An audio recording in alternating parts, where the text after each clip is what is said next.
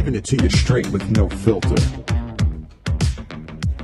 Danny B wins. Hello, everybody, and thanks for joining us tonight. It's a special edition of Keeping It Real. I got to say, it's going to be an exciting night. We're going to talk about Saturday's fight, and an interesting fight. We got the Philly Godfather, and what a cast you put together. I mean, some of these names, I'm not a boxing fan. I do enjoy it, but I'm not, like, as knowledgeable as most people. I mean, why don't we talk about some of the guys tonight, Philly Godfather? We hear the names of Joey Odessa's an MMA guy. Everybody knows Joey. They follow him on Twitter, Joey Odessa. And we have a Billy Briscoe, who's training Gabriel Rosado. Why don't you tell us a little bit about Billy Briscoe, his background, Philadelphia? And I'm pretty much the guy who talks all the time, but tonight, Philly Godfather, it's going to be your stage. I'm going to let you quarterback the show, and I'm just going to sit back, listen, and learn, man. I love this shit. Thanks for joining us tonight. Well, definitely. If you or Andy want to interject at any time, you're more than welcome. But talking about Billy Briscoe, we go way back. We actually used to have the same boxing trainer, a guy by the name of Wesley Mozon, one of the greatest trainers in boxing history out of Philadelphia. And he used to train both of us. And then Wesley passed away. And then Billy actually, he had torn his retina in his eye, so he stopped fighting. And then he actually became a trainer. Next thing you know, we got back together at the Front Street Gym on Clearfield Street off of Frankfort Avenue in Philadelphia, North Philadelphia. And he started training me for a while. And then we all, went to, our separate ways for a little bit. And he's actually training Gabriel Rosado. You can find him on Twitter at King Gab Rosado. And Gabriel Rosado will be fighting for a world title October 26th. And he's going to be the co-main event with Bernard Hopkins in Atlantic City. He's fighting a guy by the name of Kid Chocolate. And that should be some fireworks right there. No, and just for the record, guys, this is the weekday edition of Keeping It Real, the R-rated, if you will, PG, worst case scenario. But Saturday and Sundays, you can hear us on Fox Sports, CBS, ESPN Radio, coast to coast, Saturday mornings. Depending on the state, times vary. Again, you can catch us right here. Normally Mondays and Fridays for Keeping It Real, the R-rated version. But Saturdays and Sunday, Fox Sports, CBS, ESPN Radio. Check your local listeners. That's coast to coast. You can't see what's going on here, but I got Moses in the background as we're waiting Joey Odessa. He's splashing me with water. I had to take his water cup. I thought I was in a fight. I was getting hit with water drops. And give him a water bottle. No, he did. This is the dirtiest bird in the world. Now, most birds will take a bird bath. You know the expression. This guy, he's filthy. The only time he wants to take a bath is after you already give him a bath. Then he wants to make a water mess. So he decides out of nowhere, because I'm telling you what, a couple of episodes, he wants more seed, he wants more snacks. You got to see this guy's ego. But I just got soaking wet. He's being spiteful. We're having a little fight ourselves. This is a little fight ourselves. Talking to all the people listening out there, if you're looking for Billy Briscoe, it is at BRISCO Boxing via Twitter. So Billy Briscoe and at Briscoe Boxing. He's a professional boxing teacher, trainer, quarterman, and a cut man. So he's laying it down in Philly, and I know that Philly Godfather's excited about the fight. If you look on his Twitter, he's got tons of pictures of his training partners and the guys that he's training to bring into victory. So I'm excited for that fight. It's going to be awesome. Yeah, and it seems like Philadelphia has the best boxers out there. I mean, I've been in Joe Hand boxing a couple of times, and wow. I've talked to some of the great guys, and what is it about Philadelphia that attracts these great boxers? I mean, when I first met you, I thought it was in 1975, like I was in a Rocky movie. It was like everybody looked like a boxer. It was just like a boxing town, and why is that there, Godfather? Well, I mean, it's one of the original boxing towns. It's where it all started. There's a boxing gym on almost every corner in the hood. And, I mean, girls are fighting, guys are fighting, old ladies are boxing, older guys. I mean, everyone in Philadelphia just happens to know how to box. So if you come to the city, you better know how to fight. Well, that's, I guess, it is a tough town, but it's a beautiful place, too. I'm a New Jersey guy, but I like Philadelphia. I'm still a Jersey guy, true and true. But I got to say, Philly's got it going on. Nice people. Everybody I've met's been a gentleman, or except for that lady that gave me the parking ticket for $301. Oh, geez. They should have put you on. They got a reality show, the Philadelphia Parking Authority. You got to get on there. I saw you tweet that out one day. It was funny. I heard you got somebody in trouble. Somebody sleeping on a job. But no, Joey Odessa, man, he's like renowned. He's an odds maker. He'll be joining us. We might. Hey, he's an East Coast guy. He's from New York originally, I think, and he's just a great guy to talk to. We talk for hours on the phone about boxing, MMA, the market, politics, life, kids. I mean, the guy's just well-rounded, man. Well, I don't know him. I've just been tweeting back and forth with him, and I can relate to him. That's the best part about this show, because we're bringing out people that, we're bringing people to light that have not maybe been heard by others. And I mean, being able to get people like Joey Odessa on and Billy Briscoe, all these people. Well, Billy's a household name in his field. I just not, I'm not. But at the same time, we also might have Danny Davis. It depends, or we're hoping for that. But we'll see what happens. He's a little tied up. But needless to say, it's going to be an interesting night. I was actually down at the gym earlier today, and Billy was down at the gym with Gabriel. Danny was training Bernard Hopkins, and it was about 100 degrees in there. So I was actually helping Vaughn Jackson, the guy that used to train Mike Jones, move around with one of his fighters, Tyrone Brunson. And it was just so hot, and everyone was getting a little late, and everyone was a little sluggish. So hopefully later on in the show, Danny does call in the show. Oh, that'd be great. I'm holding, so a hand-signed boxing glove of Smoking Joe. A tribute. Couple of jabs, and a tribute to Joe Frazier, great boxer. I know Joe Hand is a lot of personnel from his old team there. And yeah, absolutely. He was part of the original management group. And there's a little fact about Joe Frazier. People don't know that he was actually legally blind in his one eye, and he fought most of those fights. He couldn't see out of that one eye. That's why he had that bob and weave style to protect him from that that blind angle he had. It's absolutely incredible that somebody. I mean, most people with two eyes can't throw a punch to save themselves, but I mean, a guy who's world renowned, amazing boxer, just laying people out blind in one eye. Like, I mean, I wouldn't even be able to tie my shoes. This guy's laying people out. I mean, it's awesome. Yeah, and he was diabetic also, so you got to also take that in consideration. And how great he was. He was one of the smaller heavyweights back then, and what he accomplished in the Olympics and as a professional. And he beat Ali, and he would have beat him 2 out of 3 times, but they told him not to get up in the corner in that one fight. And I mean, just some legendary stuff there. Honestly, there was a fighter, I forgot his name, cowboy hat, wears the black cowboy hat. He knocked some champion down in the 70s. Was it? Oh, Bobby Boogaloo Watts? Boogaloo Watts, Bobby Watts. Yeah, that's the name. And you see, Larry Holmes is an Eastern boy. I can get him on the show. It's going to take me some time. He's a local guy here, very friendly, always up for the cause. But his sparring partner, what was his name that I met? The big dude, Marvin. Oh, Marvis. Yeah, I think it's Marvis Johnson. Yeah, I mean, honestly, Joe Hand is I'm just like, this is a different show. We'll talk a little football towards the end of the show, but we want to dedicate tonight's cast to this weekend's fight. I mean, the records. Has any one of these fighters? I don't think neither one of these fighters have lost a fight, have they? Alvarez or Mayweather? No, they're undefeated, man. I mean, Floyd Mayweather is the greatest fighter in the last 15 years of our time. The guy just hits people, and he's very elusive. He's hard to hit. And then you got a younger kid, Canelo, who's 13 years younger, and he's got 42 fights. He hasn't fought the level of competition that Floyd has, but I'm expecting a great fight this weekend, Danny. Yeah, I mean, what is this, on Showtime or HBO? Who carries the fights now, basically? I think it's pay-per-view. You have to get it on pay-per-view. It's in Vegas. It's actually, I mean, my guys in Vegas are telling me already the electric's in the air out there. Nothing brings the people out to Vegas like a big boxing match. And I know UFC's great, and there's a lot of great things going on, but when there's a big card like this, a big major card, Floyd Mayweather versus Canelo Alvarez, the undercard has Danny Garcia versus Lucas Matisse, it brings everyone out to Vegas, and it's the biggest thing in Vegas in a long time. Absolutely. I when I think of Vegas, like traditional Vegas, I think of boxing, showgirls, and like smoking cigars, and Dean Martin and Sammy shit like Davis, that. Frank Sinatra. So the fact that this fight's gonna, I mean, it's an enormous fight, obviously with the stakes at hand, but I mean to have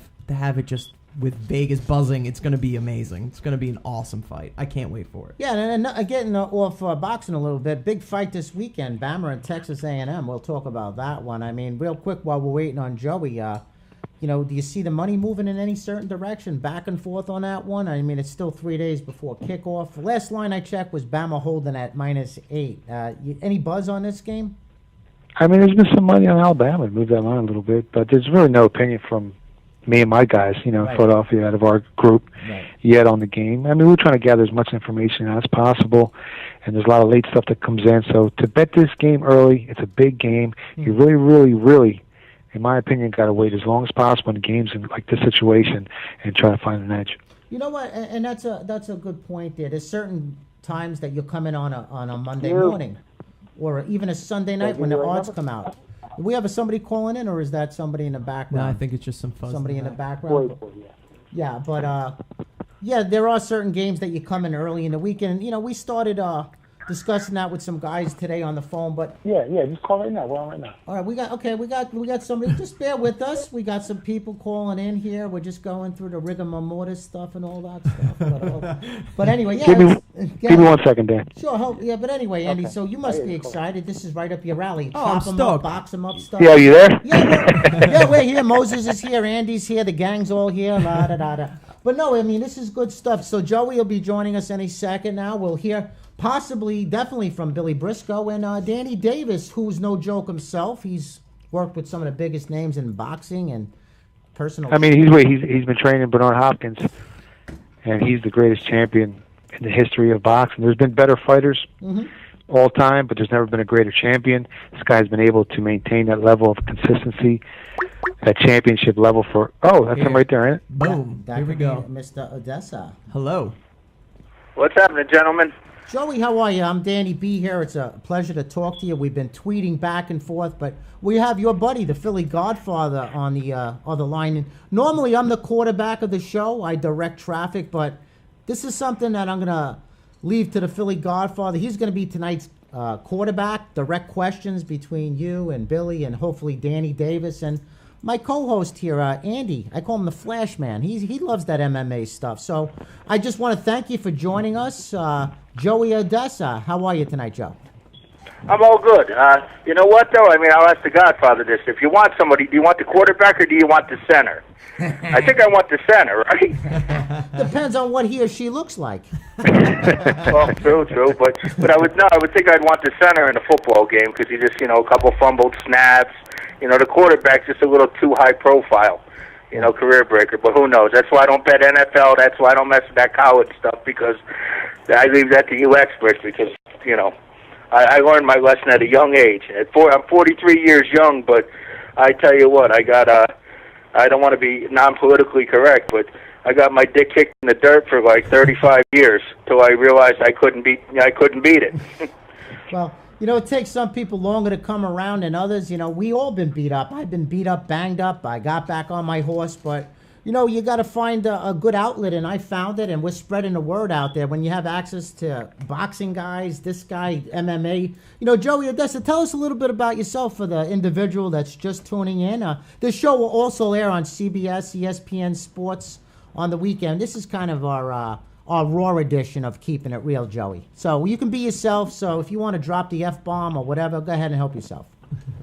Yeah, no need to. I mean, unless I start talking about like Pacquiao and De La Hoya in 2008, that was rough on me. I had plenty of F-bombs there. I really thought Oscar was going to win that fight.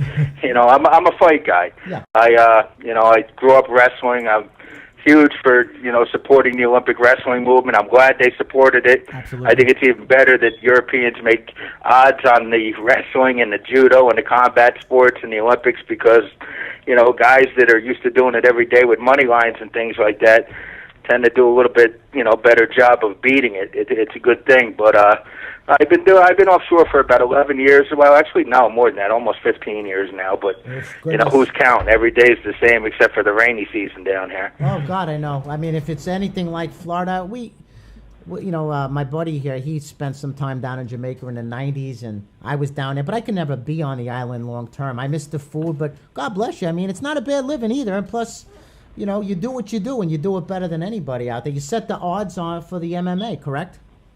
Yeah, the MMA and the boxing. I mean, I tell you, truthfully, I probably do more boxing because now that MMA is coming more to the spotlight. You know how it is. Everybody that, I say it all the time, everybody that drinks in the bar or that, because that's where I got my education. 19 years old, walked in the back room at a bar with my $300 bouncer paycheck and walked out with rabbit ears. You know what I mean? They cleaned me out, and then they came back. They said, look, kid, you can't, here's your money back. You come back there in the game, and this is how you're going to play it. You know what I mean? And, they had the whip cups with the shaded dice. And, I mean, you couldn't beat it. They were my guys, but I was with them. I mean, all the guys that they took off back then. I mean, you're talking the satellite days of, where you had the giant dish on the top of and the G, and you bought the big manual with the G1, F4, and that goes out a lot. DJ Frank Sports Beeper. I mean, I don't mean to over Skytel pagers, all that crap. Dude, DJ yeah, I mean, Frank. that was like the Stone Cold Nuts back then, man. We thought we were ahead of the game with all that technology. Today, that shit dinosaur. I remember those. Hey, remember, guys, if you had a Sports Now pager from DJ Frank's, you were the man. You showed that thing off like you had something fucking special. You had access to. We did. I tell you what, we would rewind it, and we'd have guys. I mean, boy, this is why God's punished me. I'm Christian, but we'd rewind it to the beginning of the game. And we'd have these guys betting the game. We'd have a 15-minute head start on the half times. I mean, every possible thing. I mean, look, we were. But the truth of the matter is, for all the money that I won that way, I lost back just because if you don't work for the money, you don't respect the money. If you don't sweat for it, it's true. Yeah. Yeah, I mean, it really is. You end up, fast money. I figured out, when you stop trying to make big scores, you start making a living that you can live off of. Those scores, they come and go, and, good beats, bad beats, you become immune to it all. I mean, I'm preaching to the choir. You guys, I told the Godfather earlier, I mean, for me to sit down and talk, look, I'm a boxing odds maker. I'm not a boxing trainer. I mean, I always say, Coach Joe, I'm not going to sit here and say, well, Canelo's got to keep his left foot forward and, avoid this and that. Like, I don't break it down like that. Like, I watch the guys fight. I come up with, my calculated estimations and, the way I do my things. And if there's a computer or boxing, ask Dan Marino to pick 10 winners on an NFL Saturday, and he might go 3-7. And who forgot more about football than a guy like Dan Marino? That's so. I'm sorry, Joe. That's spoken. You said that so well, and I'm sorry for cutting you off. And that's what we're trying to do is relate to people. Treat it with respect. Don't get ahead of yourself, because we've all made those mistakes. You, I, Philly Godfather. It's not for everybody, this stuff. But go ahead, continue the wonderful orientation of this. This is beautiful stuff. Yeah, no, I mean, I don't want to be giving a sermon or a seminar or whatever here, or a sermon. I mean, I'm preaching to the choir, but for the new guys that know me, I mean, I'm a 43-year-old guy that's just, I learn every day, and when you stop learning, you stop winning, because you got to adapt to the times. I'm pure Machiavelli. Sometimes you got to change your ways. But I think it works. When you find something that works, you just look to improve on it, and since back in 2000 when, I don't want to name drop, but, his initials were Jim Feist, told me that the UFC never had a future. And, and he told me not to quit my day job working at a reputable sports book on the stage, nice car, rented a new car every month, lived like a king in a, I guess $1 million house. I really didn't need it because all I did was work. And, and I quit it. And I actually, of all places, I went to Jamaica. And, I always said I went to Jamaica. I was looking for Halle Berry. I found Chuck Berry. It just didn't work. I mean, I'm not saying there wasn't any talented ladies down there, but thank God I came back to Costa Rica and met my wife from Holland, because, if I stayed in Jamaica, God forbid, hey, who knows what would happen? I probably wouldn't be here today. Go fun again. Go ahead. No, you go ahead, brother. I love this. This is good stuff. So you go ahead. Nah, Joey's the best, man. Joey, all right. What did the line open up on this Mayweather-Canelo fight? Which way is it going, and which way do you see it going to close? You know what? It's breaking up a little bit on the guys. I hope it's not my end. It could be, because it's raining out here. It always rains. It's rainy season. Yeah. On Well, we got a bad connection, but go ahead. We'll fight through it, man. Just do your thing.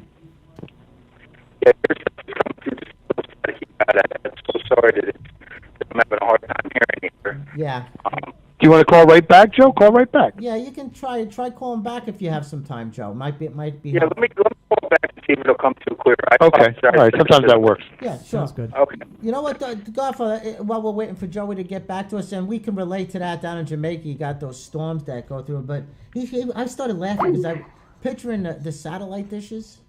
and how big they were, and up in Canada. Oh my God, they were almost as big as the house. Those Dude, dishes. this was funny. We're up in Canada taking book illegally. You know, we weren't even licensed up there, but we had a bunch of local Canadians. We had this big ass. We worked in a house, rented a house in the basement that had like 10 different Canadian kids. The computers were primitive back then. I always waited for the Mounties to come in and kick the doors in with the horses. But we had this fucking satellite dish that used to just...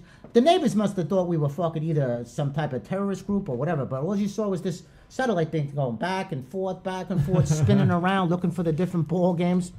Well, you know what? The satellite dish was huge back then because they could tell you who was out of the game 5-10 minutes before they did on the regular TV stations.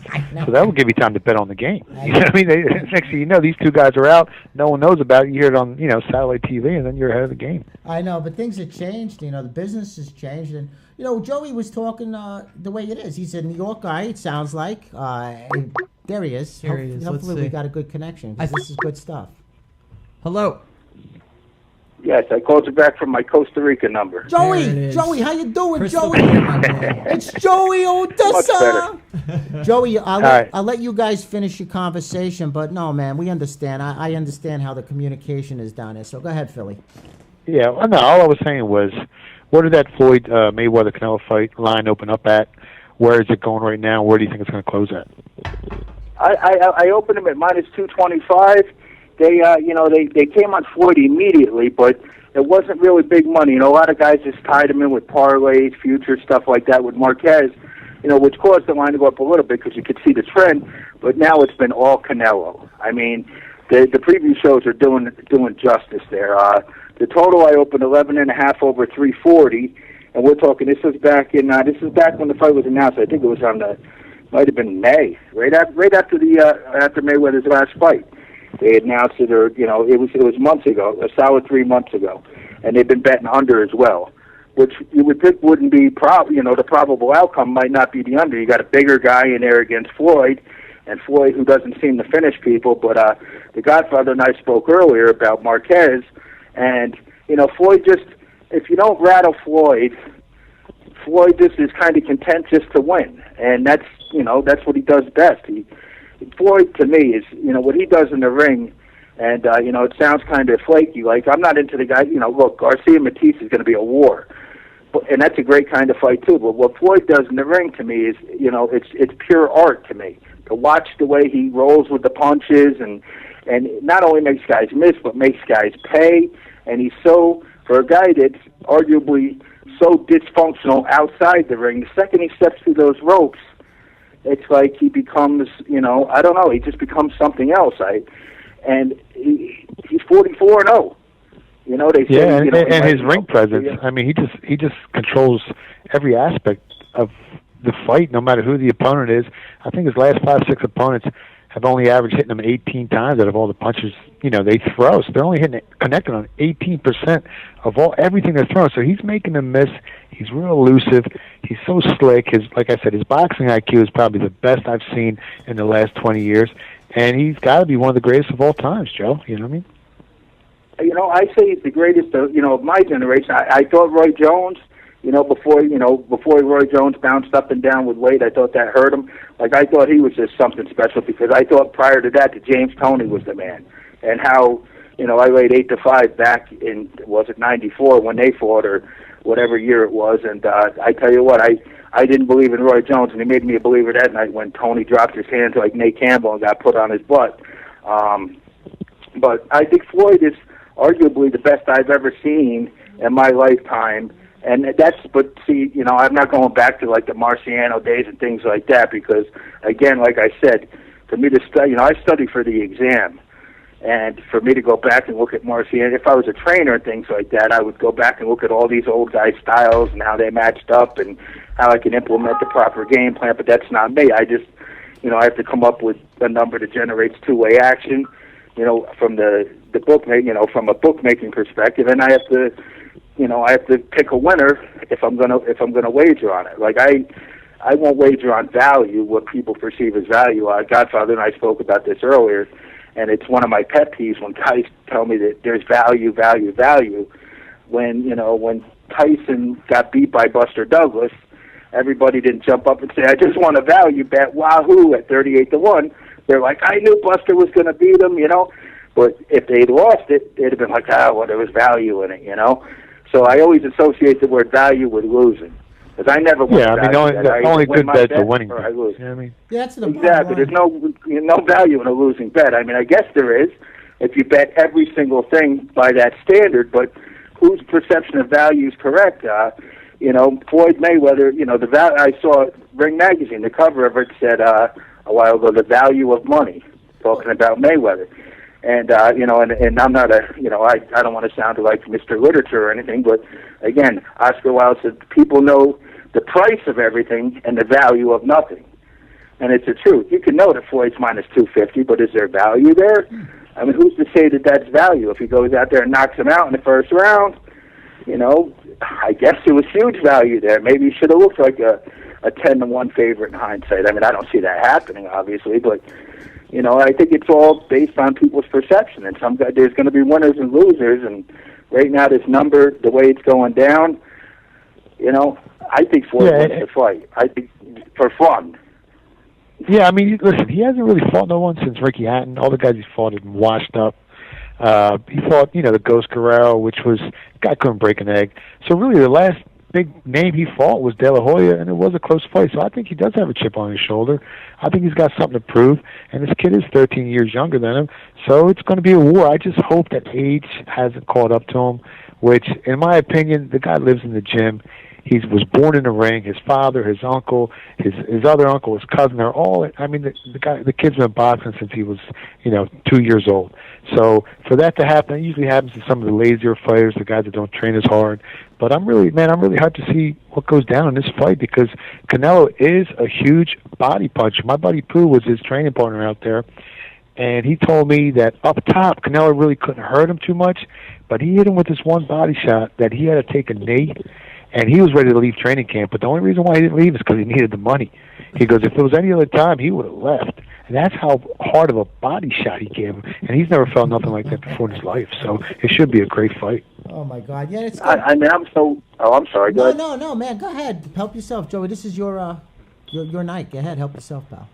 No. You know what? I'm looking. That is a real parrot behind you, or is that a cockatiel? Oh, you can see us. Oh, you're on. Yeah, no, that's Moses. He's my buddy. I got Moses back in '98. He'll be 16 in December. He's a real bastard, though. He jinxes. The 16th of December. That's my wife's birthday. How about that? Well, we don't know his true birth. I think it's like the 28th or 29th. I don't know, but he's my buddy. But he's also a jinx. Anytime there's a game on with 2 minutes left and I need this or that, he'll make a high-pitched sound.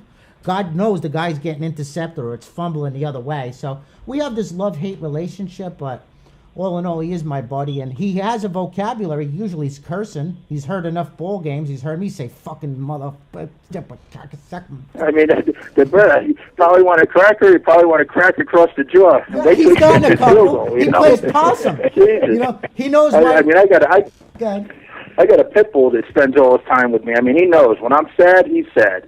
When I'm happy, I don't know. He's just content. No, you gotta love Moses. But anyway, yeah, big weekend. You know, I'm not really a fight guy, but I'm gonna watch this one. And you know what? Well, there's actually, I think, a better fight on the undercard between Lucas Matisse and Danny Garcia. I think we have somebody calling in. Billy might be on the line. Hello, Billy. Yes. Billy, how you doing? This is Dan. I have the Philly Godfather and another guest, Joey Odessa. You're very familiar with the Philly Godfather. So, I'm Dan. I'm the host of the show, but I'll let our boxing guys take over from here. Hey, Billy, what's going on, brother? Hey, what's happening? Nice to meet you on the air. I had a couple hiccups with the phone earlier, and I'm kind of talking too much. So please jump in here and throw something out here, because Danny hasn't been able to say much because I haven't. I just opened my mouth to change feet over here. Billy, tell us a little bit about yourself, man. When you started boxing, when you started training, tell us a little about Gabriel Rosado and what's the plans for October. I started fighting when I was 6 years old, and my father took me to the gym and started working with me because he was an old-time fighter. And he passed away when I was 7, and then my mother took me to the gym shortly after that. And never left. And with Western City, we took down this man, told me almost everything I know about boxing. Yeah, You know, it's, I'm sorry, but we have a real bad connection. Did anybody hear that, or is that just on my end? No, I can barely hear it. It was tough to hear. Yeah, Yeah. it's tough to hear. Billy, we have a bad connection. I'm sorry that we really missed most of what you had to say. Are you in a good position to talk right now? yeah, I think my phone might be a little messed up, but I'm in a pretty good position. Okay, we hear you a lot better now. Yeah, that's way better. That's way better. Yeah, thanks. much better. I was saying that I started boxing at 6 years old, and my father, you know, he started teaching me the fundamentals, you know, the art and science. And then unfortunately passed away when I was 7. So my mother took me to the gym to continue my education, and I never left. You know, I was blessed to study with the great Mr. Wesley Mozart. May God rest his soul. Told me almost everything I know about boxing. You know, me and him go back 20 years. I was with him, you know, and I learned the craft in all aspects. Well, I was telling them earlier how we both were trained by Wesley, and then you became a trainer, and you actually trained me. And I remember the first day Gabby came in the gym, and you gripped him up, and you've done a great job with Gabriel Rosado. Tell us what's going on in October. What's the big fight, and how you guys are going to approach fighting Kid Chocolate, man?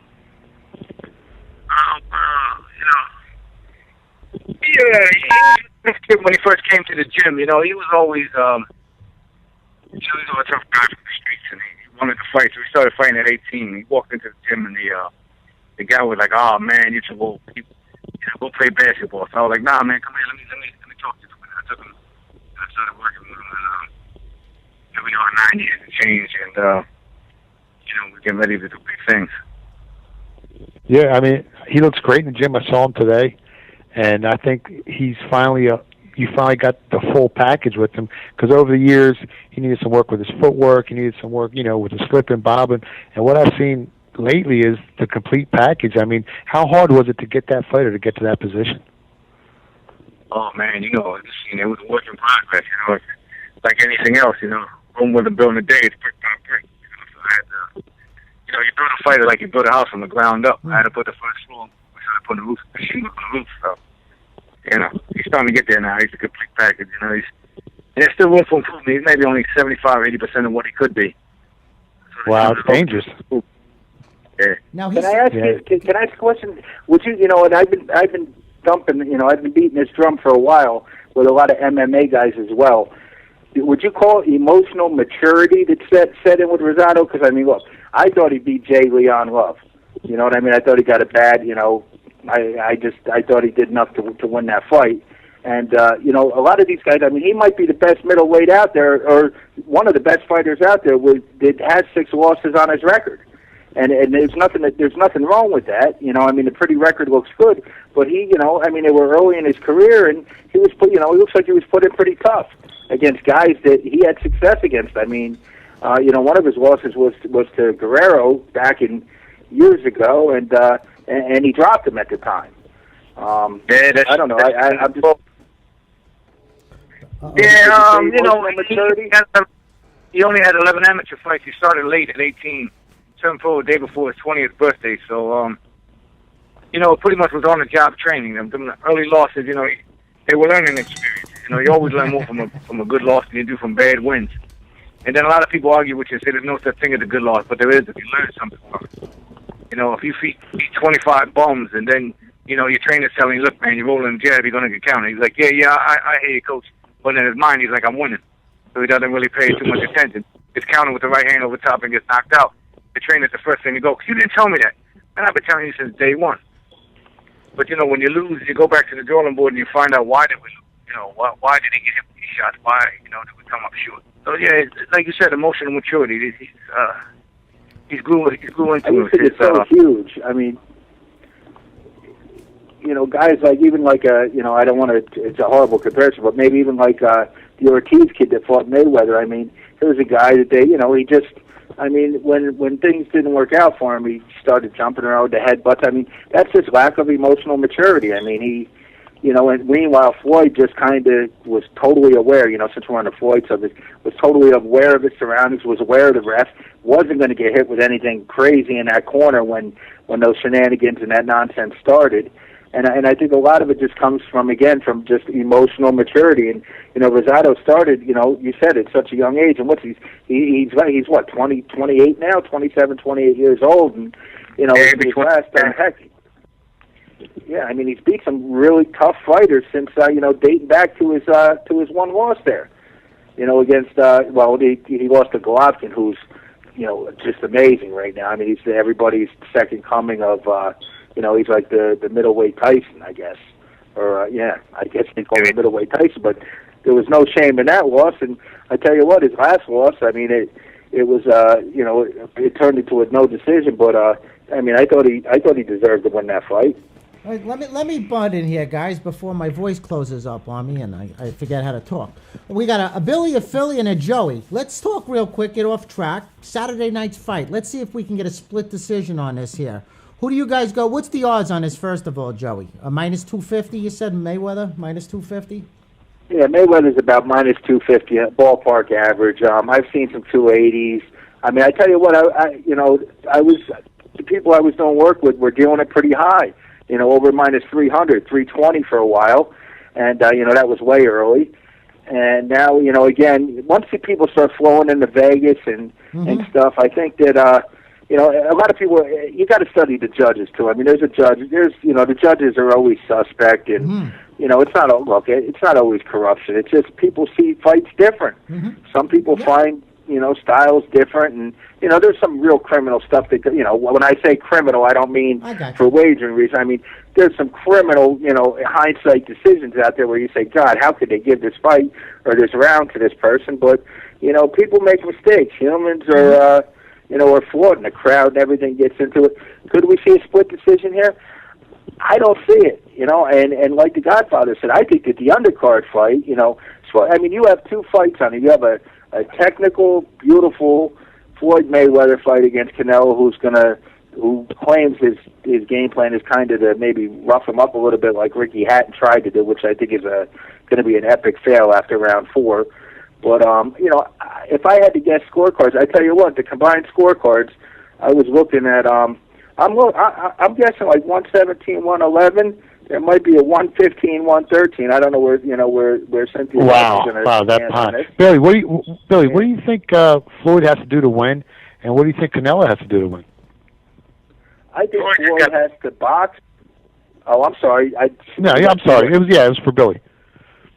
Yeah, Floyd just has to fight. As long as he boxes him, keeps him on the outside, keeps him honest, keeps him in the depth, keeps him burning, he should have no problem because Canelo's only chance is to get inside. Back him up, put him on his heels, get him the ropes, and then try to overtax his defense. But we all know 44 is tried and 44 is failed, like he said all the time. I really don't think Canelo. I really don't think Canelo. He's going to get stopped in about 9 or 10 rounds.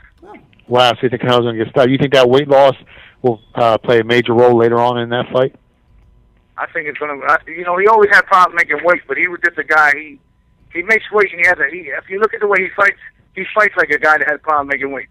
He paces himself in the early part of the round, tries to counterpunch. Then in the middle of the round, he exchanges a little bit. Then at the end of the round, he tries to come on strong and steal it. And then after about maybe the 8th round, he knows, he fades, but he knows he got enough in the tank. He could take them last 4 rounds. Then he tried to fight hard and finish strong. Is there anything Canelo can do that can help him win that fight, Billy?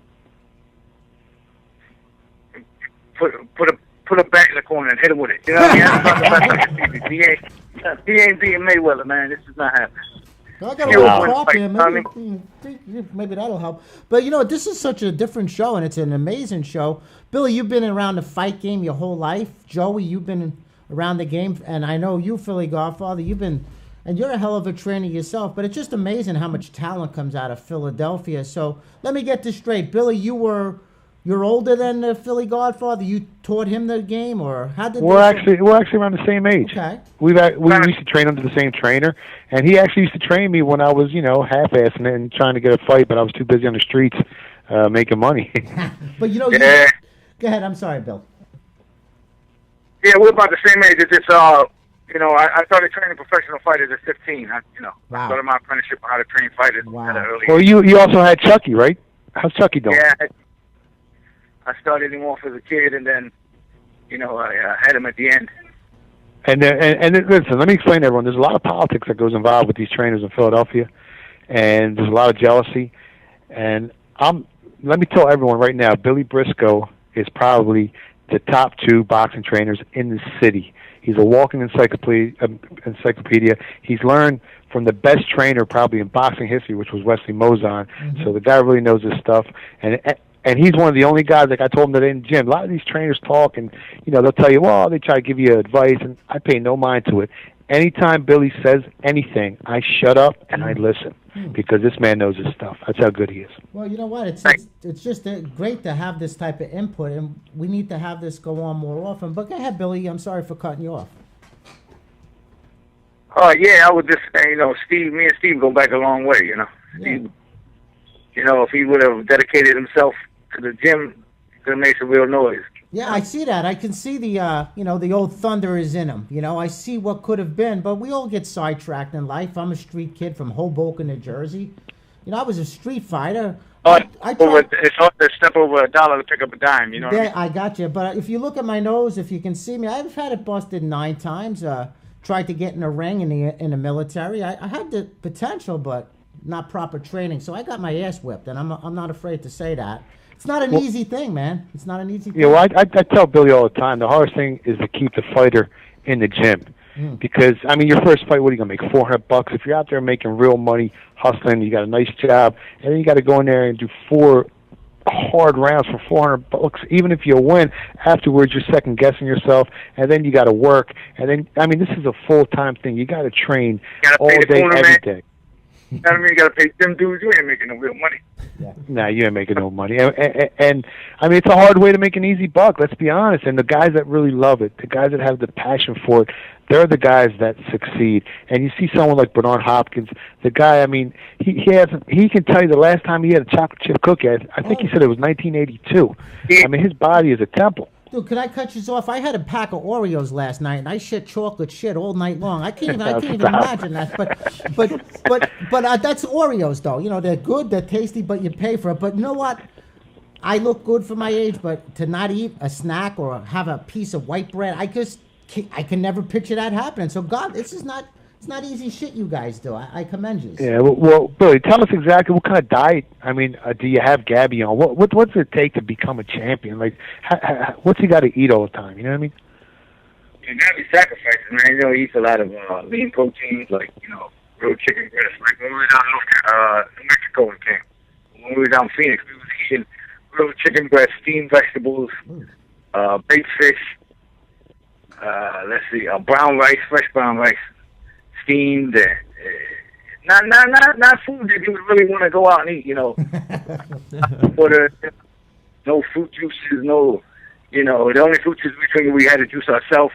To stay away from preservatives and the things of that nature. And man, it's hard, because a lot of these guys have to cut 15 pounds of weight to get to fight weight. It was a bigger fight in itself.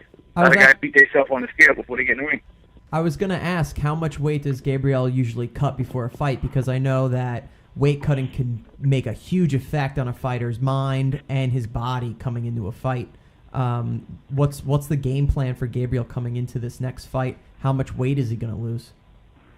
Yeah, well, he's fighting middleweight now, so he'll cut down at about 15 pounds again. Yeah, which is pretty easy for a fighter. You put on the sweats, you put on the little garbage bag, and you get to work. He just came back from a vacation, but even on a vacation, he doesn't, he doesn't live dirty, he doesn't drink, he doesn't smoke, he doesn't do drugs. That's great. He's a clean liver. A lot of times guys that come in the gym and they train hard for 2 hours in the gym, but what ruins is the other 22 hours during the day of the things that they do outside. That's right. That's me. Ricardo Mayorga. That's me. Steve, go ahead, man. You guys keep going. No, I just want to know, all right, now we talked about Mayweather. What do you think about Danny? Does Danny have a chance against Matisse? I know they're banging. They're both banging hard. They're both knockout artists. Danny got a real good puncher's chance. I worked with Danny I worked with him about a couple months in the amateurs, and then I worked the cuts with him for 5 fights.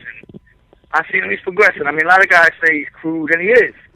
But, damn, he still finds a way to win, With the Hail Mary left hook.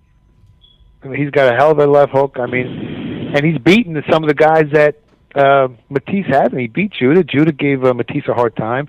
And what bothers me about Matisse is he lost to Devin Alexander, and I think Danny beats all those guys. So to be an underdog, in all the fights he's an underdog. You know what I mean?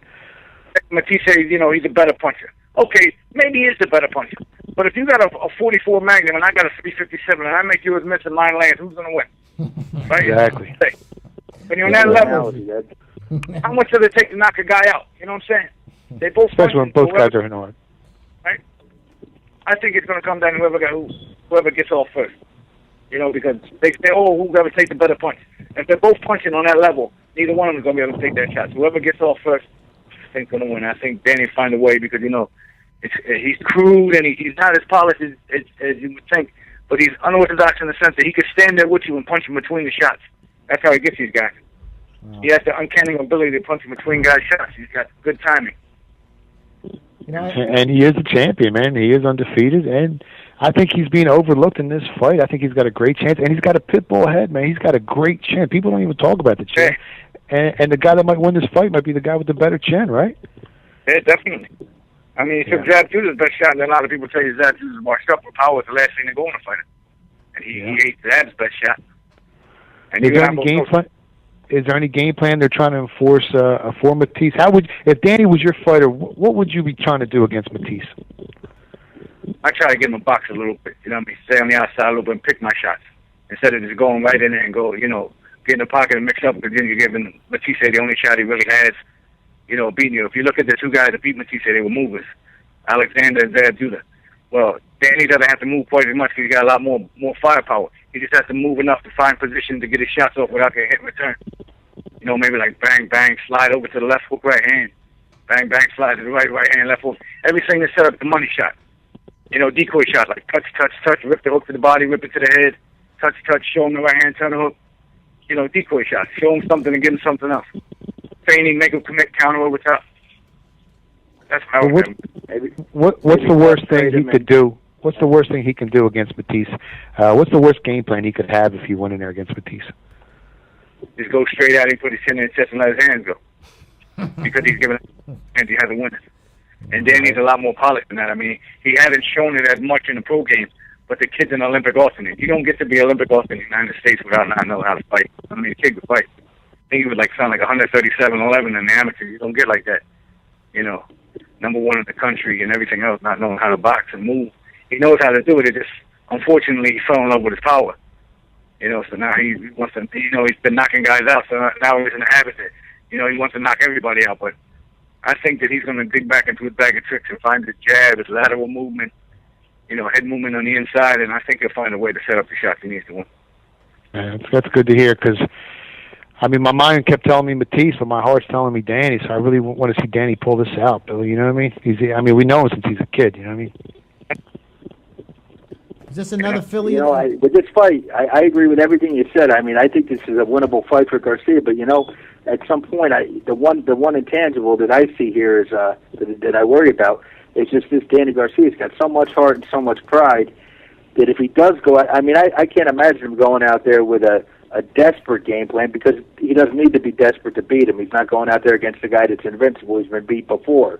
You know, a guy like Ortiz that went out there against Mayweather went out there with kind of scattered, really didn't know what to do and was out of his element and got schooled. Where Garcia there's a recipe for success in this fight if he doesn't get himself into a shootout where he could put himself in a position to get hit, you know, really hard. Because, I mean, no mistake, I mean, if Matisse hits you, I mean, everything he hits, he hurts. I mean, you don't get 32 KOs whether you're fighting in Argentina or the United States or wherever. I mean, the guy's got legitimate power.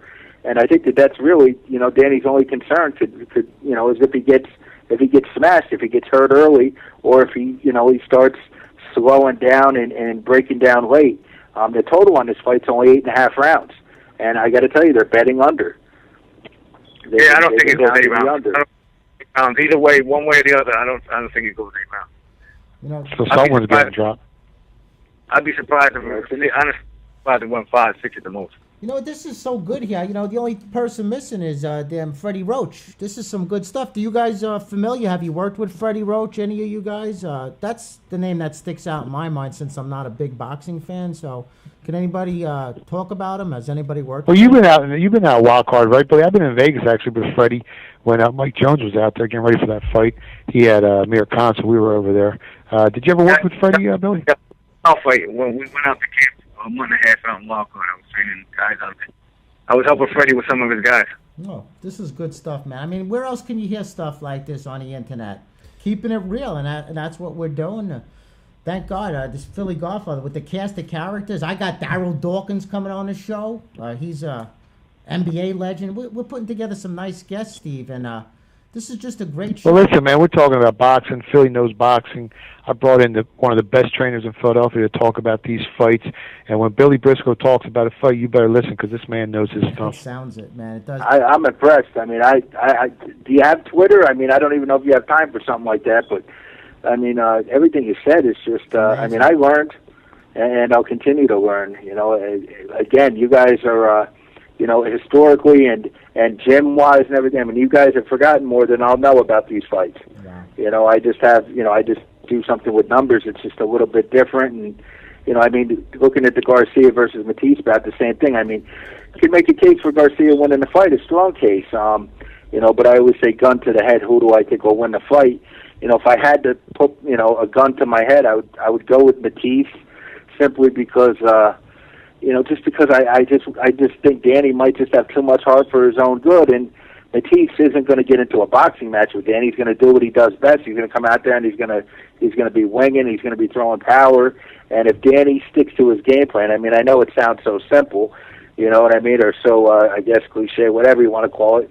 You know, if he sticks to his game plan, he wins the fight. But it's easier said than done. I mean, it's to go out there and stay out of a guy's range for, you know what I mean, for so many rounds and box and wear him down and beat him. You know, it's a tough task. Yeah, well, I actually think for Danny to win the fight, he's got to use his legs more. He's got to move like Billy said.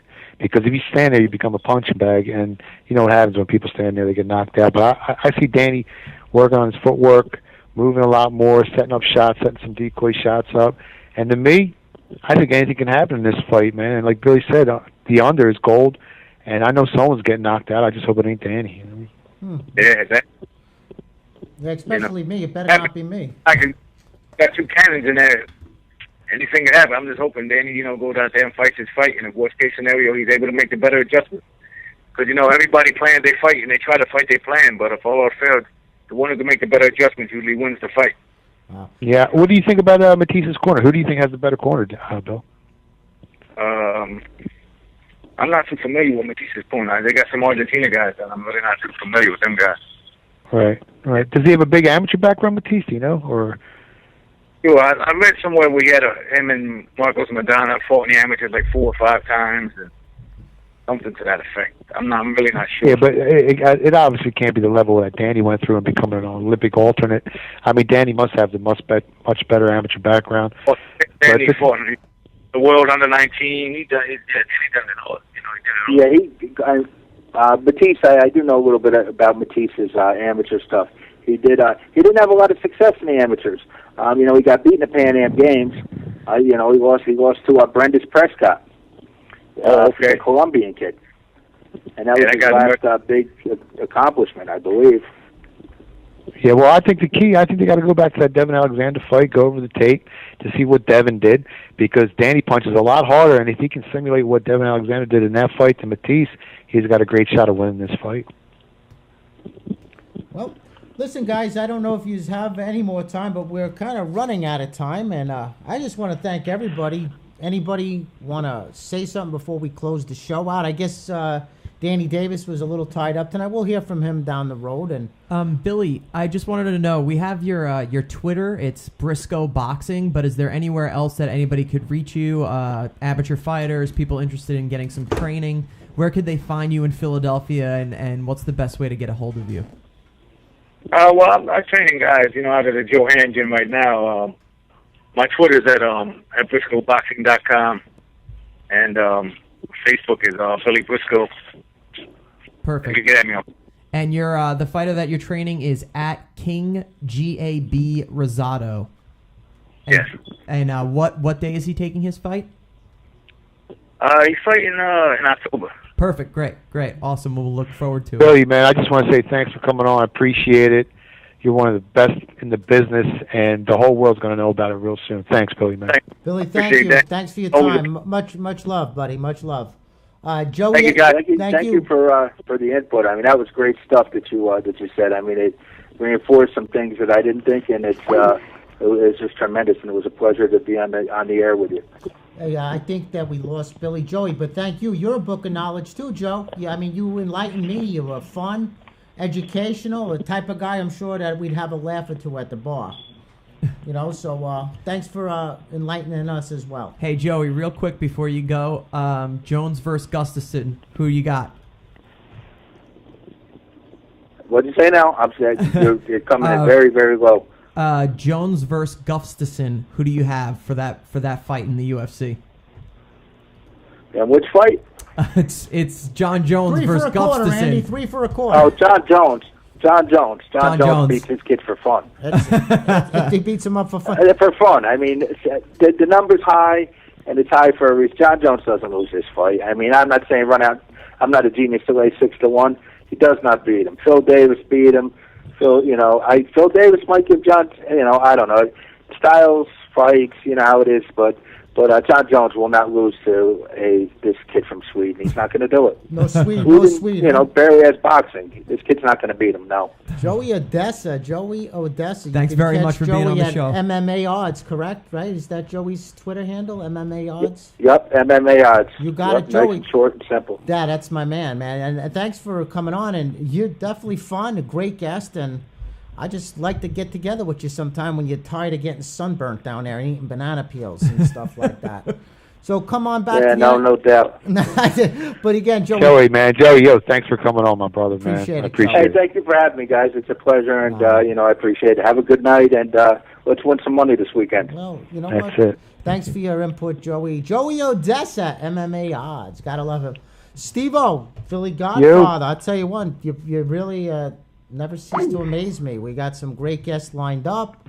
We got a big weekend lined up. I spoke to a lot of guys yesterday, and this is a good thing that we're doing here. The Sports Entertainment Channel, I like it. We're going to get that thing. Well, listen, when it comes to boxing, there's big money in it, man. And it's more information-based. You get real information. You know exactly what's going on in these training camps. You know who the trainers are. You know everything about these fighters, and you gain a big edge. And I'm actually on the nice little, I think I've hit my last 8 fights. So I really want to pick these next 2 fights, the right way. So I'm doing my homework. I'm talking to everyone around the country, and hopefully I get them right this time. Can we get a little theme from Rocky real quick there, please? Just a little. I got to have it. And, I mean, this is like such a good show. I mean, how do you not have the edge when you know every damn fighter out there? It's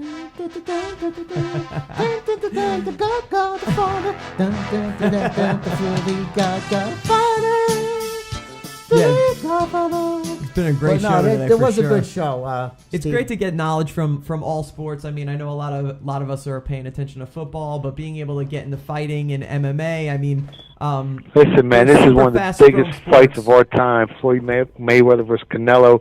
You got Danny Garcia Matisse. I mean, the electric's in the air in Las Vegas. It's the biggest thing out there in a long time, and it's going to be a great weekend. And then you also got Texas A&M and Alabama, so it's a double whammy, Yeah, and again, guys, this is the R-rated weekday version of this. We're also coast to coast on AM stations, CBS, ESPN, Fox Sports LA. Out in LA this weekend, we got preempted by the UCLA-Nebraska game. Let me ask you something, Steve.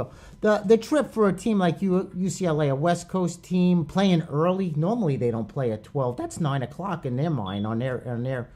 Does that affect a team? I'm sure it does. You got a team that's... Yeah, it always affects certain teams. I mean, the younger you are, I don't think it affects you as much. It depends. I mean, everyone reacts to it differently, and we're going to find out.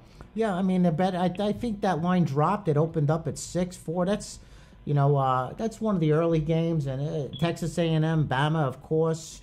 Not a lot of big matchups, not even in the pros. A couple of good pro matchups this week. The Manning Bowl. You got Peyton and Eli. They threw for 11 touchdowns combined. Yeah, I think the line opened at 4.5, went to 6, and they started buying back the Giants at +6. I was hoping it went to 7 because there's a relationship between the two, and I can't see anyone trying to run up the score too much. But there's a lot of competition between those two brothers, so that should really be a great game. And even though the Giants lost, they kind of impressed me a little bit because they did have a lot of turnovers and fumbles. But Eli had 450 yards passing. The team's actually a little bit better than I thought, so I had to adjust my numbers on the Giants. So that should be a really good game. No, I mean exciting, and I like both. At first, I was never a Eli fan because he looked like Shaggy from Scooby Doo. Anytime, shucks, like he just had this like, oh, Mom, Eli, well, He looks so goofy out there. He looks like he's lost, but the guy just keeps coming through. I mean, he's the best fourth quarter quarterback in the last 4 or 5 years. Oh, He's man. unbelievable. He'll do a 360 paraquet, and then he'll throw that fucking cruise down the field, and next thing you know, they're up by 7. Always with third, you know what he does? He impresses me on 3rd and long, with pressure, because he's not an athlete, real. I mean, he looks clumsy out there, for Christ's sakes. But he delivers, and I got to give him credit. I was always hard on him. His first couple of years in the league, I was like, he's shucks, I should have had it. So, kudos to He's got 2 rings, man. No, listen, He's hey. got more rings than his brother. I mean, know. you can't deny the fact that he's a solid quarterback. No, I'm not taking nothing away from him. He's a Hoboken guy, stays in Hoboken at the Hudson Tea Building, rather. Walks his dog around, says hello to you. He ain't stopping by to have a cup of coffee with you, but he'll give you a nice hello. But you know what? This was a pretty interesting. I got diarrhea of the mouth. I had to zip her up. Look, I mean, listen, honestly, this is probably one of the best boxing segments out there. You got a guy that comes out with the boxing lines. He tells you his perspective. You got a professional boxing trainer. This guy's been trained by some of the best trainers in the world. He's training a world champion right now. He breaks it down to you. And then you got me. I'm a little bit of everything. You are. And I love to gamble. So this is probably the best boxing segment you're going to hear in the country. You know what? And it never fails to amaze me of the different people that you know. And I know a lot of people. And I was telling guys today and yesterday, I've been tracking syndicates, betting syndicates out in Texas, West Coast. But your group out of Philadelphia, and I'm just learning a little bit each day more about you guys. But I got to say, out of my 20 years of doing this as a handicapper, nobody does it better than you guys. Consistently anyway. Some of these guys are really good, but I'm really excited about what we're doing right now. And I just got to thank you, and I'm looking forward to bigger and better things. Again, I mentioned Darryl Dawkins going to tell us what's wrong with the NBA. He's currently an ambassador. Chocolate Thunder, baby. He was one of my favorites. He broke the backboard. I still remember that. That was one of the best moments in Sixers history when he went up there and slam dunked it and broke the backboard. It's funny. My boy Coco, we talk about, because we used to hang out with the ball boy from the Nets at the time. His name was Joel Tobia. And that's how when I bumped into Darryl the other day, I was like, you remember me, Joe? And he remembered. He didn't remember my name, but he remembered moments, and we laughed. And he's his job right now, from what he told me, he works with the Nets. But he's also, if you're a young player in the NBA, and he's kind of telling you what to avoid, stay away from this, stay away from that. If you're going to do it this way. Watch the cameras. They're always looking for you. So, and he's a good dude. You know what? I really want to get into his mind about the referees and his opinion of them. And is there any kind of bias? I mean, how does he really feel? There were some guys with him, were some guys against him? Did he know that if he's playing tonight again, this guy's reffing? Are they going to call more fouls? Are they going to make him foul out? Like, that's the kind of stuff I want to dig into his brain with. Well, he'll be open about that, because we spoke. He knew about my relationship with Tim.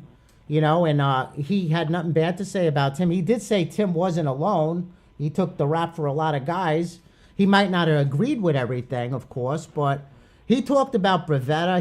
He name dropped, and he said he's not going to throw anybody under the bus, but he'll share his insights. We're talking about he's talking. Man, it's going to be another great show, Dan. No, this show just keeps getting better and better, brother. He's name dropping Barkley and this and that, and he's a good guy, man. Honestly, he adopted a mentally challenged child.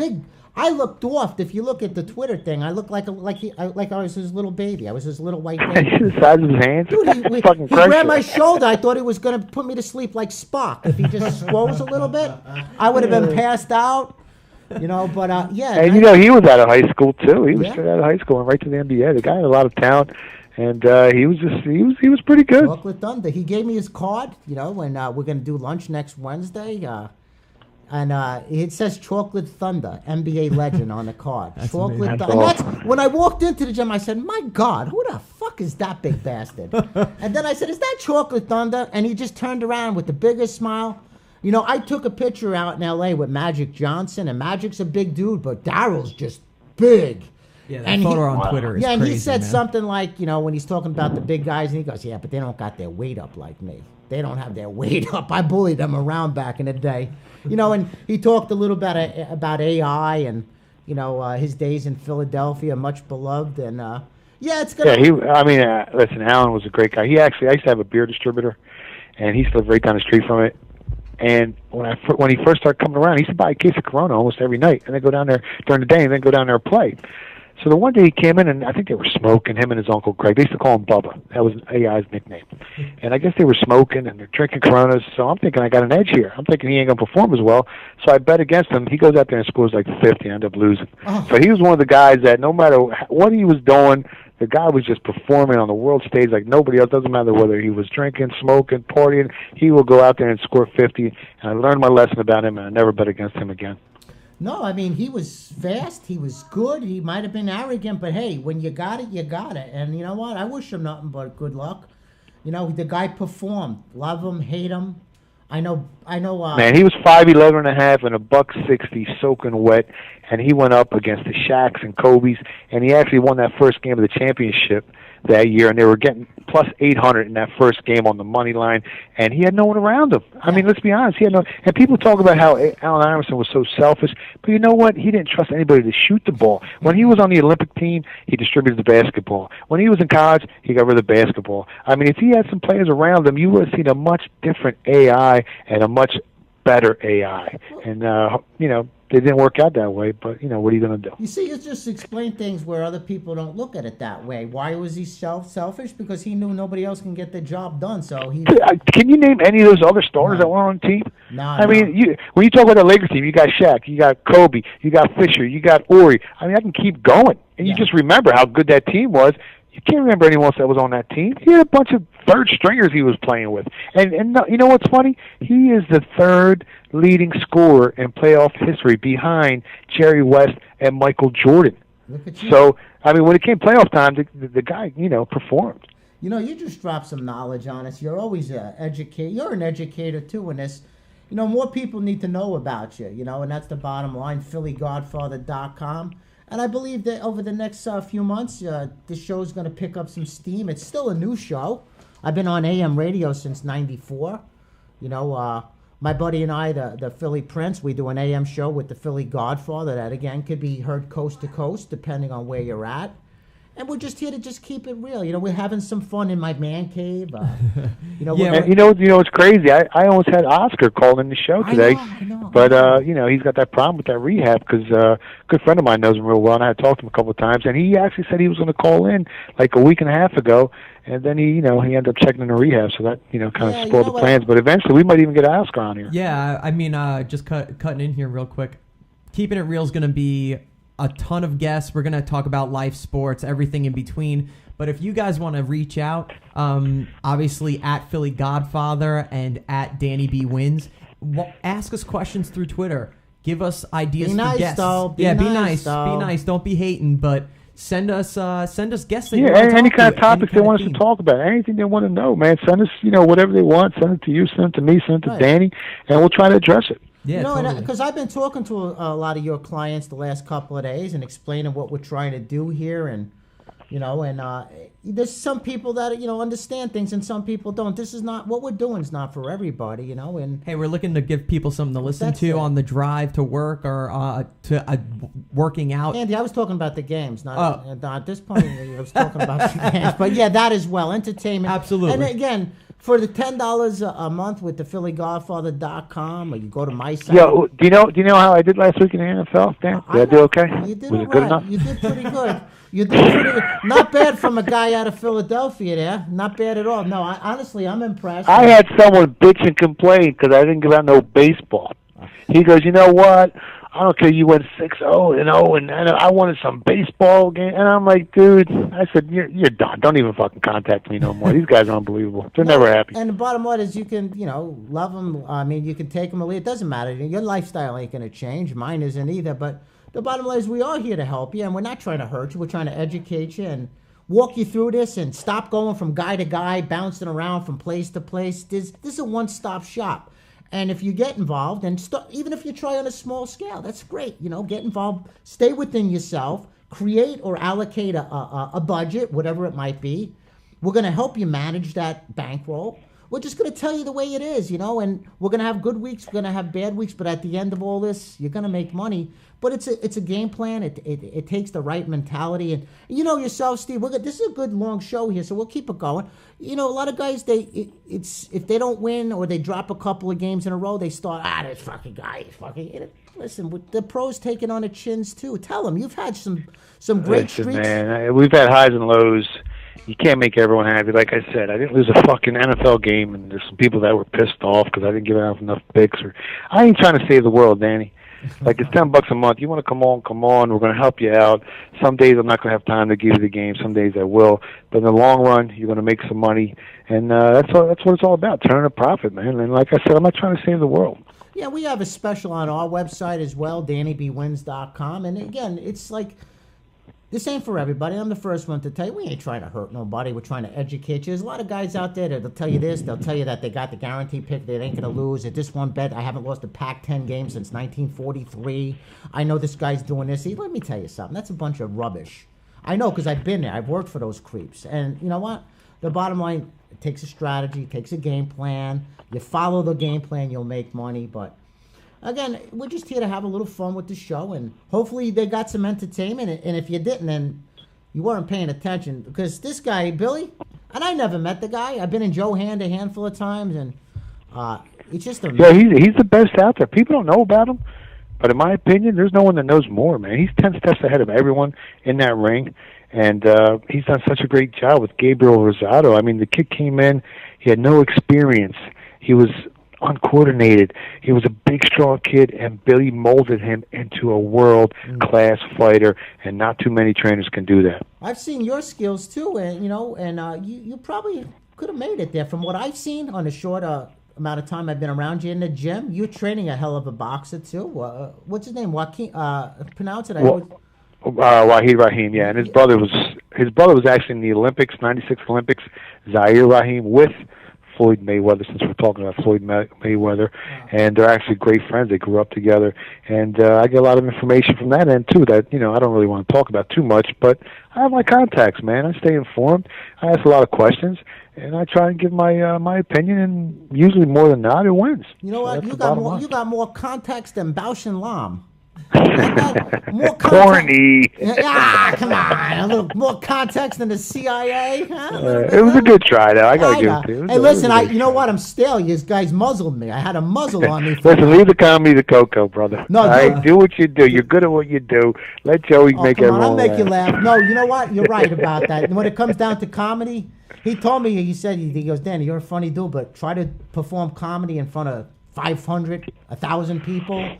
And do it week in and week out. And we're going to go see him Friday night out in New York City. Absolutely, Gotham, man. Listen, it's like shooting fast shots in your backyard. You're always 70%. Yeah. Go shoot him in front of 50,000 people. You might hit 2 out of 10. And that's true. And he's done it well. He paid his dues along the way. And I will leave the future comedy up to my boy JoeyDiaz.net. Coco, as we know him. A lot of the people listening to this show come to us via the Church of What's Happening Now, and I can't say thank you, man. It's just nice. Again, we're just getting the show underway the last month or so. This is what, episode 8, episode 9? We're actually on episode 10 officially. One of them was just on iTunes. That's right. For those that are on the run, you can download us on iTunes. If you find some time, rainy day, between work, maybe whatever, just check us out on Ustream. And there's always DannyBWins.com and PhillyGodfather.com. Absolutely, and again, hopefully you enjoyed the show. I was educated tonight, and you're right, Billy, he's a book of knowledge. And I'm picturing as he's talking, and I'm not much in the fight game, but I enjoyed tonight. Listen, when Billy Briscoe talks, people listen. People listen, man. And you know what, Joey Odessa, though, let's not forget your boy Joey. He's another one. He's unbelievable, man. The way he breaks stuff down, comes out with those lines for the UFC and professional boxing. I mean, the guy's a genius, in my opinion. And he was a good guest. He is fun. And I want to thank you, buddy, for getting these guys together. I mean, it would have been a wonderful thing to have Oscar on. Oscar, fill in the blanks, De La Hoya. But he's been drinking a little too much, so maybe next time. It happens. We wish him luck and get back. Wish him the best. Yeah, get back. He's a champ. He'll get back on his feet. But we all hit highs and lows in life. But when you get knocked down, get back on your horse, man. Don't fucking let somebody knock you down and stay down. We've all been knocked down. I've been knocked down more times than fucking anybody. Believe me.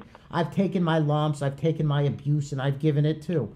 life's a fucking circle, my friend. Everything you do comes back to you. So the bottom line is we wish Oscar luck. We wish everybody out there luck. And I want to thank again my guests tonight, Joey, Billy, and of course the Philly Godfather, putting together a nice cast of boxing greats tonight. And, you know, Danny Davis will join us hopefully in the near future. So again, we're going to cut this show off right now. It's been, what, an hour and tick. Hour tick. 15. That's like a record, man. Powerful The show. world record, and it was all entertainment. I don't know how we pulled it off. But. Yeah, but no, all right, man. I'll let you go, guys. Yeah, I gotta go hit the screen. I gotta so. go wrestle the kids up and tuck them to bed and wrestle them around a little bit. That's PhillyGodfather.com. All right, guys. Take You care. got I'll it, talk to you man. soon. Hey guys, thanks for tuning in. I hope you were able to catch the whole show. If not, you can archive it. And Moses loves you, and you know, so do we. Have a good day, bud.